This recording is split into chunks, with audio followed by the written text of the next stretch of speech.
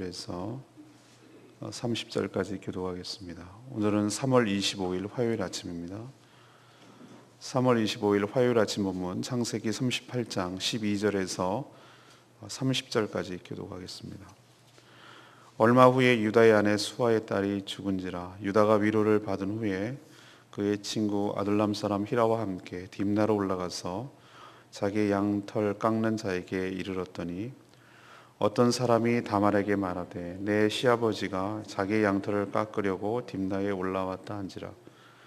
그가 그 과부의 의복을 벗고 너울로 얼굴을 가리고 몸을 휩싸고 딥나 길 곁 에나임 문에 앉으니 이는 셀라가 장성함을 보았어도 자기를 그의 아내로 주지 않음으로 말미암음이라. 그가 얼굴을 가리었으므로 유다가 그를 보고 창녀로 여겨 길 곁으로 그에게 나아가 이르되 청하건대 나로 내게 들어가게 하라 하니 그의 며느리인 줄을 알지 못하였음이라. 그가 이르되 당신이 무엇을 주고 내게 들어오려느냐. 유다가 이르되 내가 내 떼에서 염소 새끼를 주리라. 그가 이르되 당신이 그것을 줄 때까지 담보물을 주겠느냐. 유다가 이르되 무슨 담보물을 내게 주랴. 그가 이르되 당신의 도장과 그 끈과 당신의 손에 있는 지팡이로 하라. 유다가 그것들을 그에게 주고 그에게로 들어갔더니 그가 유다로 말미암아 임신하였더라. 그가 일어나 떠나가서 그 너울을 벗고 과부의 의복을 도로 입으니라. 유다가 그 친구 아둘람 사람의 손에 부탁하여 염소 새끼를 보내고 그 여인의 손에서 담보물을 찾으려 하였으나 그가 그 여인을 찾지 못한지라. 그가 그곳 사람에게 물어 이르되 길 곁 에나임에 있던 창녀가 어디 있느냐. 그들이 이르되 여기는 창녀가 없느니라. 그가 유다에게로 돌아와 이르되 내가 그를 찾지 못하였고 그곳 사람도 이르기를 거기에는 창녀가 없다 하더이다 하더라. 유다가 이르되 그로 그것을 가지게 두라. 우리가 부끄러움을 당할까 하노라. 내가 이 염소 새끼를 보냈으나 그대가 그를 찾지 못하였느니라. 석 달쯤 후에 어떤 사람이 유다에게 일러 말하되 내 며느리 다말이 행음하였고 그 행음으로 말미암아 임신하였느니라. 유다가 이르되 그를 끌어내어 불사르라. 여인이 끌려 나갈 때에 사람을 보내어 시아버지에게 이르되 이 물건 임자가 말미암아 임신하였나이다. 청하건대 보소서 이 도장과 그 끈과 지팡이가 누구의 것이니까 한지라. 유다가 그것들을 알아보고 이르되 그는 나보다 옳도다.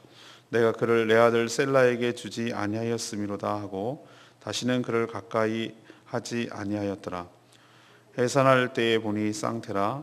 해산할 때에 손이 나온지라. 산파가 이르되 이는 먼저 나온 자라 하고 홍색 실을 가져다가 그 손에 메었더니 그 손을 도로들이며 그의 아우가 나오는지라.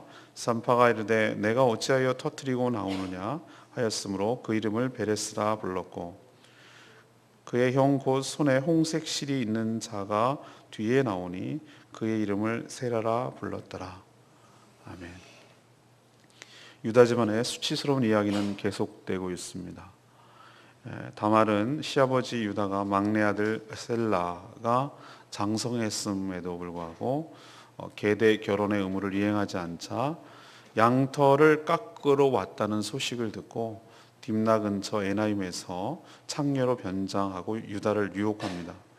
유다는 여기에 넘어가서 화대로 염소 새끼인데 그것을 받을 때까지 담보물로 자신의 도장 그리고 끈 지팡이를 다말에게 줍니다. 다말은 그로 인해서 임신하고 그 사실을 알게 된 유다는 행음한 줄 알고 수절을 지키지 못하고 행음한 줄 알고 끌어다가 죽이려고 합니다. 하지만 자기가 임신하게 된 것이 이 주인의 것이라는 얘기를 듣고 자기의 것임을 알고 자신의 잘못을 시인하며 인정하고 맙니다. 그 어이없는 일, 시아버지 유다와 며느리 다말 사이에 쌍둥이가 태어나는데 여기도 엎치락뒤치락합니다. 서로 먼저 나오려고 형님이 되려고 거기서 베레스 그리고 세라 이렇게 쌍둥이 아들이 태어난다는 이야기입니다. 자, 이 삼류 막장 같은 드라마를 어떻게 이야기를 해야 될까? 첫 번째, 회개가 없으면 여전히 죄악 가운데 살게 된다는 것입니다. 형 엘의 죽음을 보고도 깨닫지 못하다가 여전히 계대 결혼의 의무를 이행하지 않는 동생 오난 기억나시죠? 어제 제가 오나니즘이라고까지 표현했는데, 그래서 그 악행으로 오난이 죽습니다. 그 오난도 참 어리석지만 이런 모든 일을 일으키고 또 사건의 중심에 서 있는 장본인 유다도 참 어리석음을 알 수 있습니다.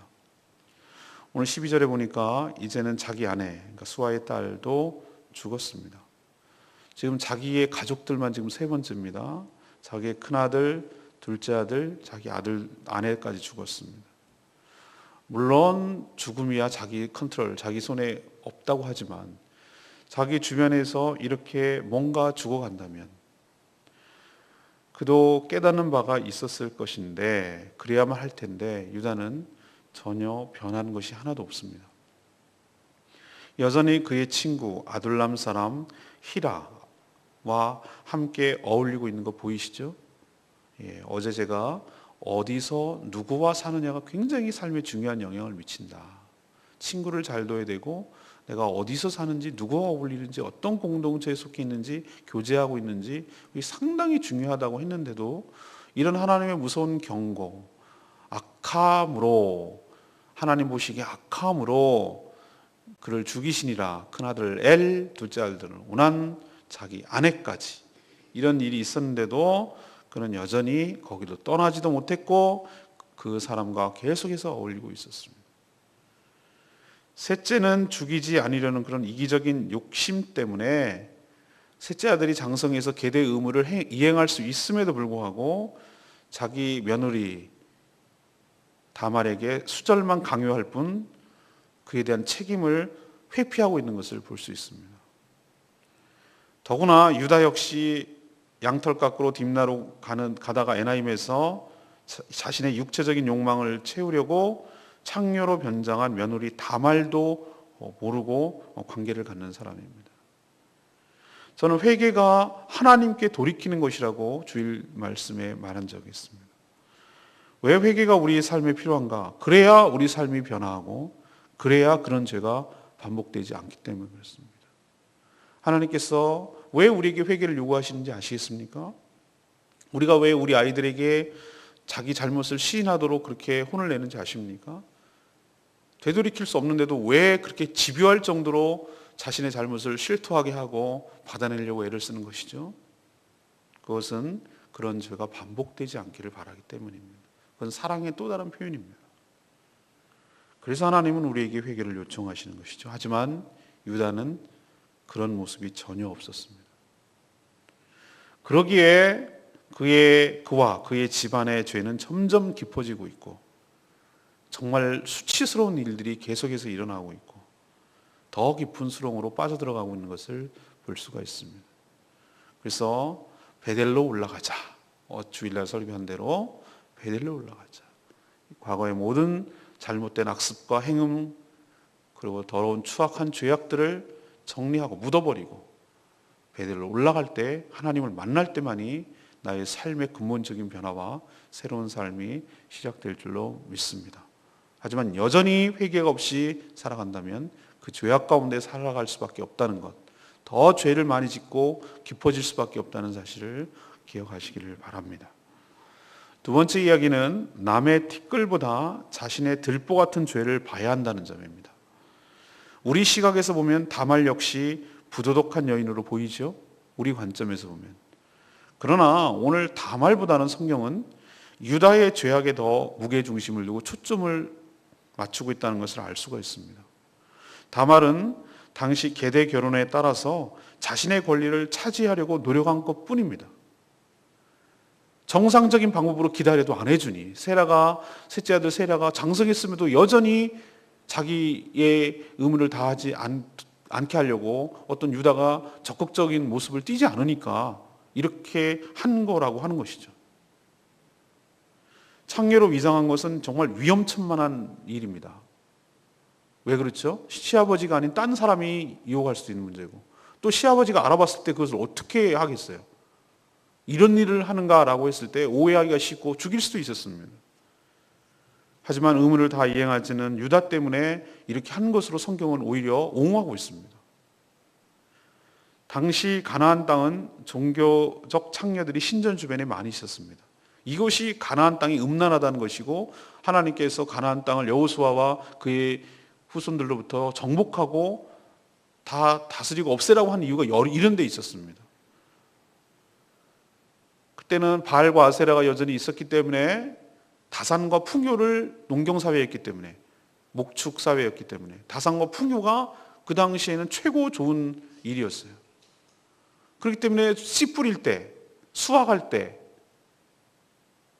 짐승들이 가축들이 교미할 때 이럴 때 그런 행위를 장려하고 그것을 기원하고 그것을 바란다는 의미로 제사를 드리는 신전 옆에 이런 종교적인 창녀들이 있었단 말이에요. 그러니 종교적인 명분과 거기다가 포장을 하니 죄책감도 덜하고 오히려 더 그것을 더 풍요롭고 더 그 풍족한 삶을 위해서 그것이 오히려 더 그 기원하는 신앙심이 깊은 그런 것까지도 나아갈 수 있는 것이니 이거야말로 이스라엘 백성들이 혹할 수밖에 없는 매력적인 종교라 이 말이죠. 그래서 지금 다말이 이 딥나 양가 걸어갔던 그 근처에 에나임이라는 곳에서 신전 주변인 것이죠. 기다리고 있습니다. 유다는 히라와 올리며 딥나로 양털을 깎으러 갔지만 이 소식을 접한 다말이 유혹하려는 계획을 이렇게 치밀하게 세운 것이죠.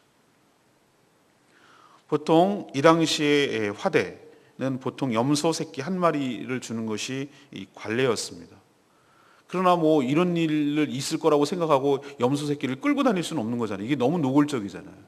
그래서 빈손으로 가니까 그 담보물을 준다는 보장이 있잖아요. 남자는 이렇거든요. 창녀는 이런 식입니다.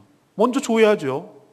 그냥 끝나고 가버리면 어떡하는 거예요. 그런 식이에요. 이게 음란한 모습을 적나라하게 드러내는 것인데 그럼 염소 새끼를 줄 때까지 담보물을 요구하는 거예요.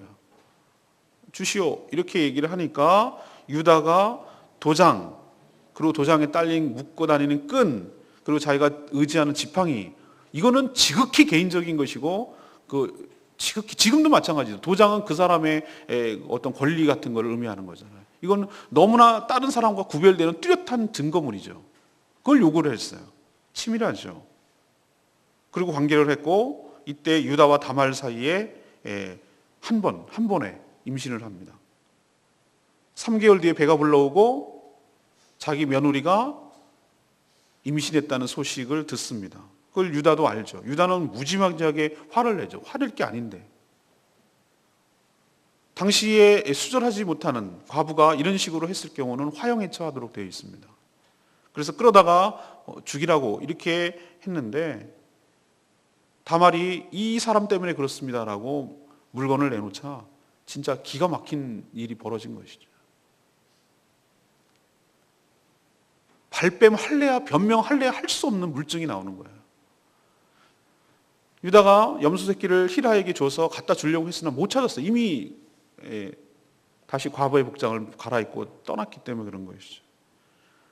이 모든 일을 시인하지 않을 수가 없습니다. 그래서 유다는 시인합니다. 자기가 계대 결혼의 의무를 이행하지 않고 자기 막내 아들 셀라를 보내서 다말에게 의무를 행하지 않는 것이 자기가 죄가 크다. 이거 모든 일은 자기로 인해서 자초한 것이다 라고 인정하는 것입니다.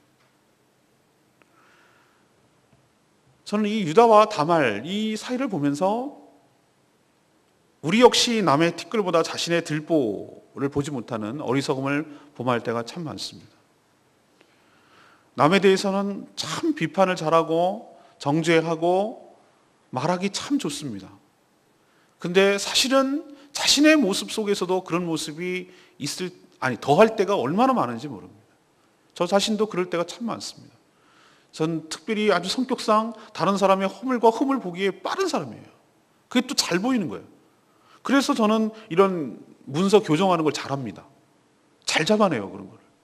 이거는 오타 났어. 이건 틀렸어. 이거는 이거 하래.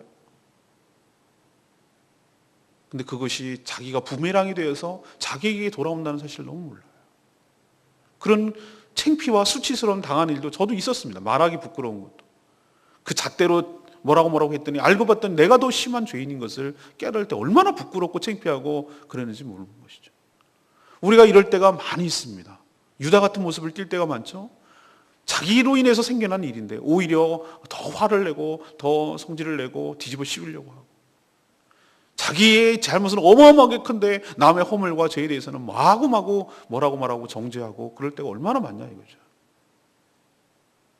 우리는 유다의 모습을 통해서 자신의 모습을 돌아보고 나에게 있는 들보 같은 죄가 없는지, 남을 뭐라고 하기 전에, 남을 정죄하기 전에, 남을 판단하기 전에, 남을 비난하기 전에 나 자신부터 돌아보고 나 자신부터 살피고 내가 그런 모습은 없는지, 하나님과 사람 앞에 부끄러운 일은 없는지, 수치스러운 일은 없는지 자신을 살피고 하나님께 회개하고 용서 구하고 먼저 자신의 죄부터 용서받는, 회개하는 그런 은혜가 있기를 간절히 축원합니다. 세 번째는 무엇입니까? 인간의 연약함과 타락에도 불구하고 하나님의 구속 계획은 차질이 없이 진행된다는 점입니다. 성경은 인간의 실상 가감 없이 그대로 다 드러냅니다. 어제 오늘 본문 유다 이 집안의 이런 이야기, 막장 드라마죠. 삼류 영화도 이런 스토리일 겁니다. 개콘에서 나오는 그거 있잖아요. 막장 드라마, 시청률의 제왕. 그런 분위기예요. 그런 분위기. 완전히 막 가는 것이죠. 이런 유다 집안의 이야기를 보면서 정말 이들이 과연 이 택한 백성인가? 하나님께서 유다 지파를 택해서 예수 그리스도가 태어나게 하고 이 10지파가 다 북이스라엘이 망했는데도 불구하고 이 마지막 한 개 남겨둔 이 유다 지파를 통해서 하나의 왕국을 이루고 바벨론 포로를 갔다 오게 해서 그래도 남겨놓은, 그래서 유다의 땅 유대거든요. 이 지파의 모습이 과연 이런 건가? 오히려 요셉의 자손들, 에브라임이나 므낫세 그 지파를 통해서 역사가 일어나야 되는 것 아닌가? 근데 그게 아니란 말이에요. 이게 우리를 혼란하고 당황스럽게 하는 것이. 정말 우리는 이해할 수 없지만, 하지만 냉정하게 생각하면 유형도 다르고 시대도 다르고 상황도 다르고 정도의 차이가 있지만 유다와 그 주변 사람들의 모습은 사실 우리들의 이야기고 내 이야기입니다. 저 그런 일을, 우리 집안은 이 정도는 콩가루는 아닌데요. 아니요. 제가 말씀드리잖아요. 죄의 본질상 그렇다는 얘기예요. 그리고 실제로 또 그런 일이 일어나고, 정말 말하기도 창피하고 부끄러워서 집안 부끄러워서 동네 창피해서 말도 못할 그런 일들이 우리 주변에서 진짜 막 비일비재하게 내 주변에서 일어나는 것이. 거기에 또 내가 거기에 껴있고 빠져나올래요. 가족이니까 어떻게 할 수도 없고. 성경은 유다의 죄악상을 이렇다라고 부각시키려는 건 아니에요. 여러분은 오해하지 말으셔야 돼요. 오히려 성경은 무엇을 얘기하는가?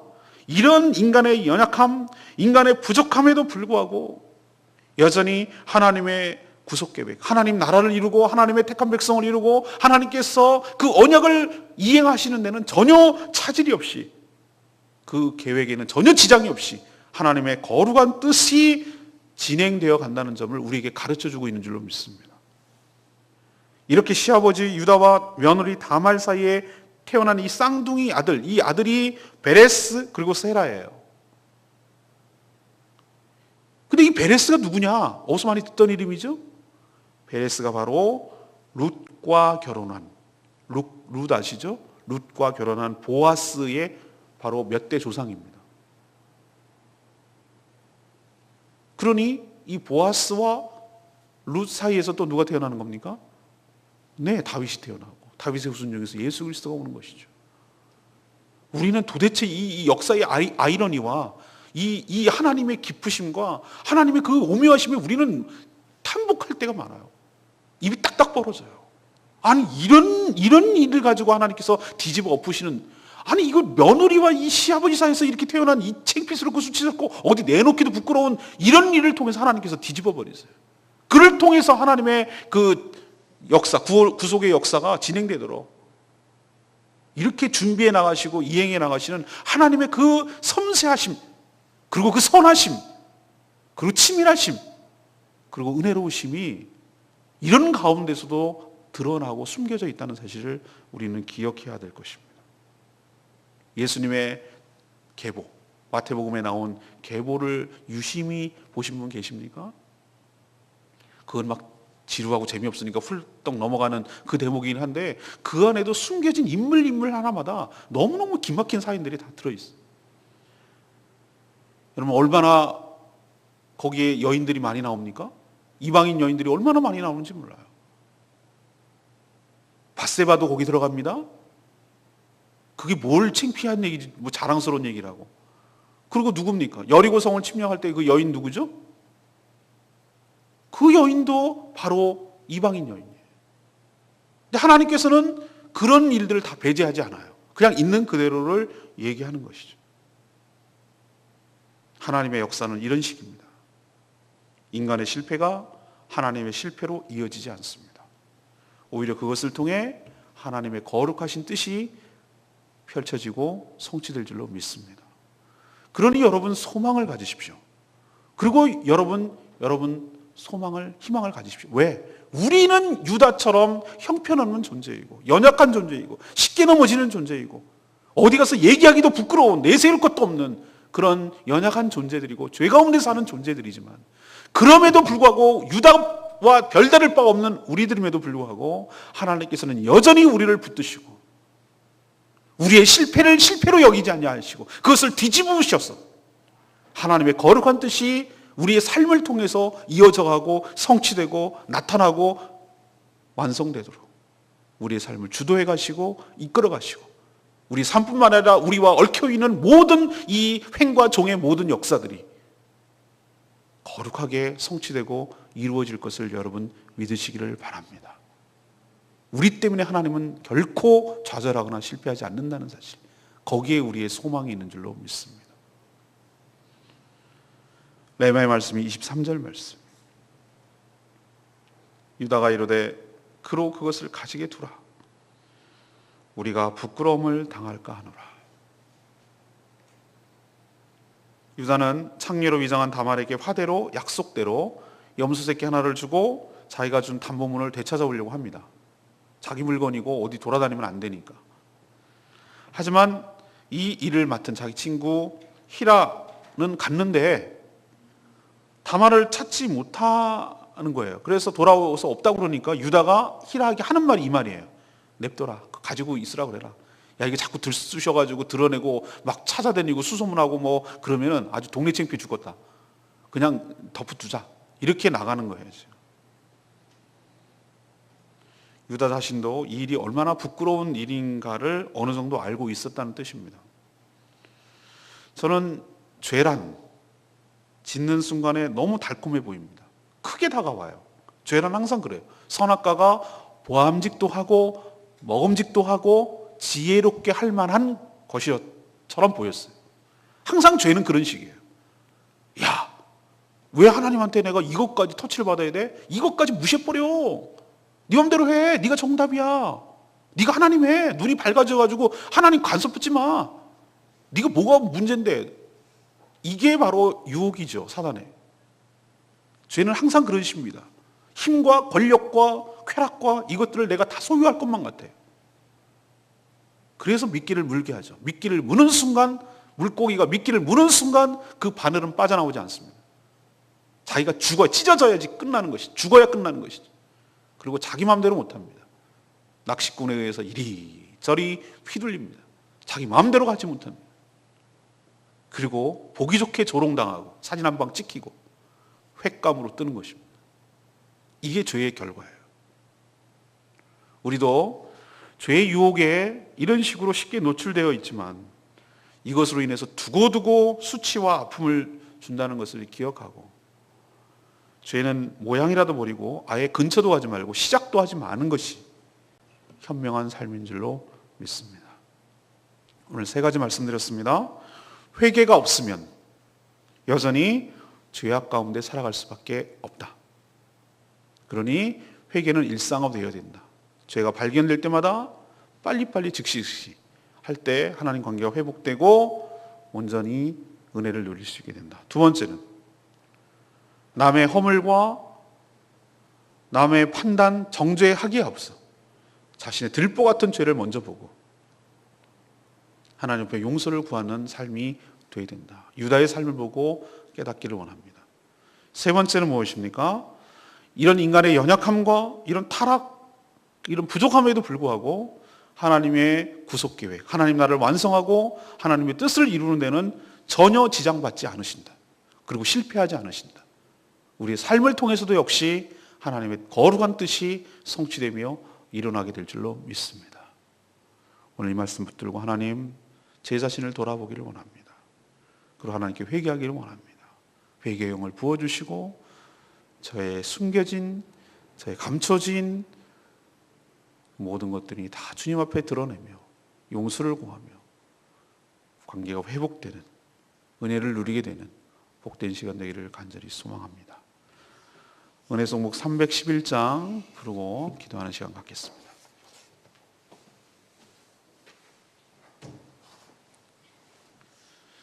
(311장입니다) 정결한 마음 주시옵소서. 오 주님, 변치 않는 마음 내게 주시옵소서.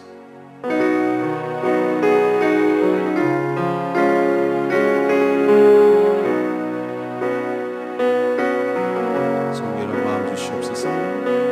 정결한 마음 주시옵소서. 오 주님, 정직한 영을 세우게 하소서.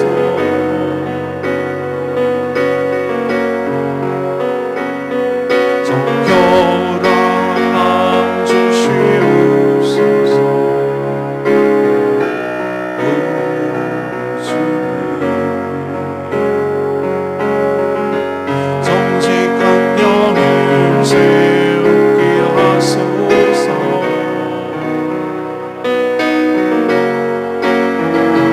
나를 주님 앞에서 멀리 하지 마시고 주의 성령을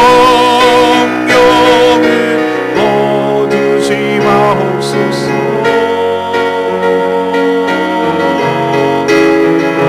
그 구원의 기쁨 다시 회복시키시고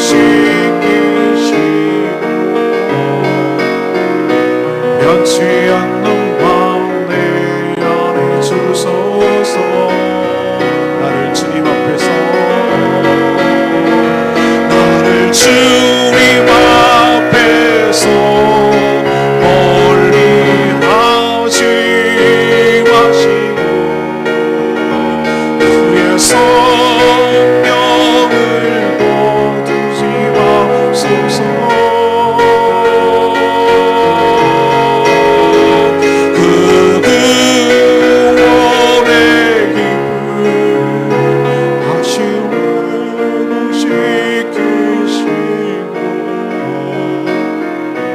변치 않는 마음 내 안에 주소서.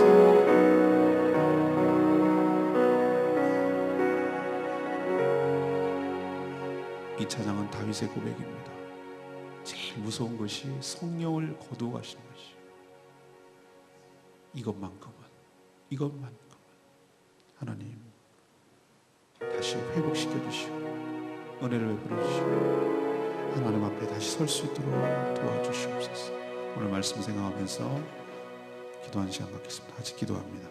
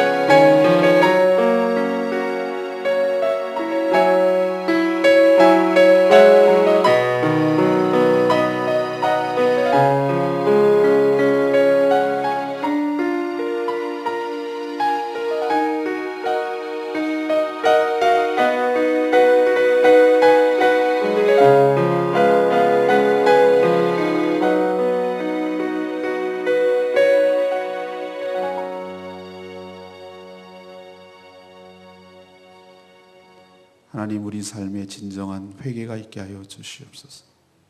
하나님의 심판과 징계를 보며 깨닫는 바가 있게 하여 주시옵소서.